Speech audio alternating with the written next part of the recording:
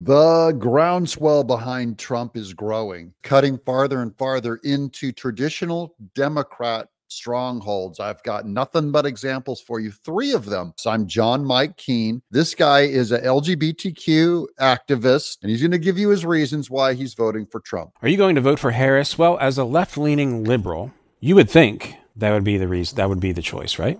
But no, I'm actually going to vote for Donald Trump. He's really going to give you the rundown of how evil the Democrats are, even to their own people. You see, I was a virtue signaler, had the flags, wore the bracelets, as the LGBTQ. But what I wasn't allowed to do was be my authentic self. You see, I had prejudices and I had views that were politically incorrect.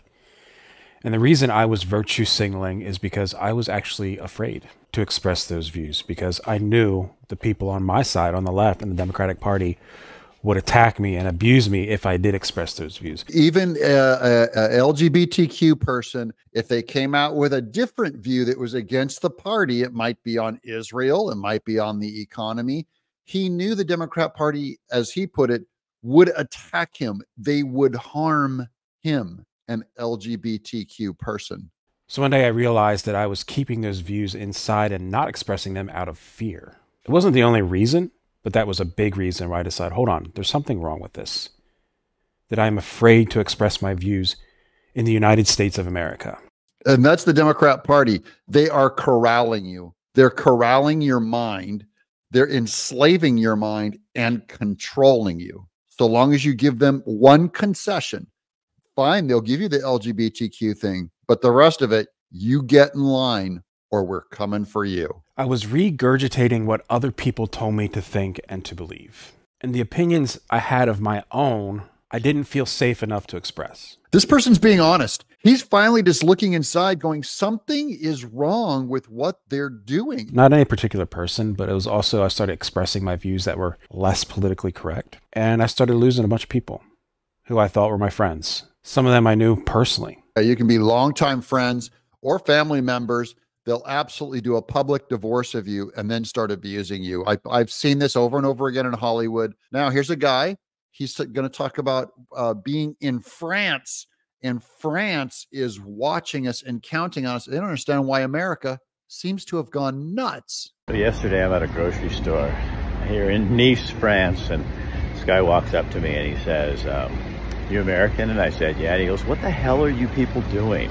And at first you think, oh, he's saying, he must be talking about us voting for Trump, right?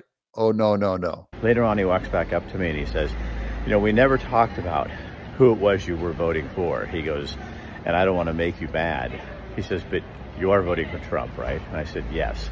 And he said, "Good, because the whole world is waiting and your country looks like they're just absolutely insane."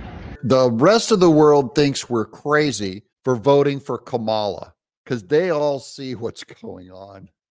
They all see what's going on with Joe Biden. Here's a third guy doing a podcast on him realizing that Trump is not the racist, that the Democrat Party lied to him and told him that Trump was racist. And I just happened to come across this video on YouTube. It basically said that the clip was edited and that I should go back and watch the entire clip. So I watched the entire thing. It got to that point where he says very fine people on both sides. And I'm like, see, that's exactly, I knew he said that. There's no point in me even continuing to watch this. And then it goes on and it gets to the part where he's like, and I'm not talking about the neo-Nazis and the white nationalists, because they should be condemned totally. So he said he wasn't talking about the neo-Nazis and white supremacists. Why would they show me part of the story and make me feel like this? They are making you feel like this. That's why I pulled this clip out on this guy. Remember, the Democrats don't care how you feel. They're going to lie to you to control you, a black man, so that you feel terrible about a lie. You're going to believe a lie about Trump in that Charlottesville thing. And they do it over and over again. Here's Joe Biden bringing it up again. Even in the presidential debate against Joe Biden, he brought up the very fine people thing. He said, I think they're fine people on both sides. What American president would ever say, Nazis coming out of fields, carrying torches, singing the same anti-Semitic bile, carrying swastikas, were fine people? Remember, they don't care about all those anti-Semitic chants either, because they didn't condemn it on the campuses when the pro-Palestinian movement said the same thing, which is from the mountains to the sea. We must be free of all these push the Jews into the sea stuff. They didn't condemn that. So they don't care about the actual anti-Semitic bile that they pin on Trump falsely. Kamala Harris just brought it up on the recent debate. Let's remember Charlottesville, where there was a mob of people carrying tiki torches, spewing anti-Semitic hate. And what did the president then at the time say? There were fine people on each side. I think she said more about there are fine people on both sides of the Palestinian revolt that happened on our campuses, including vandalism, including preventing Jews from entering the campus. They said nothing. This is all a giant lie. This is brainwashing. They want you to feel a certain way.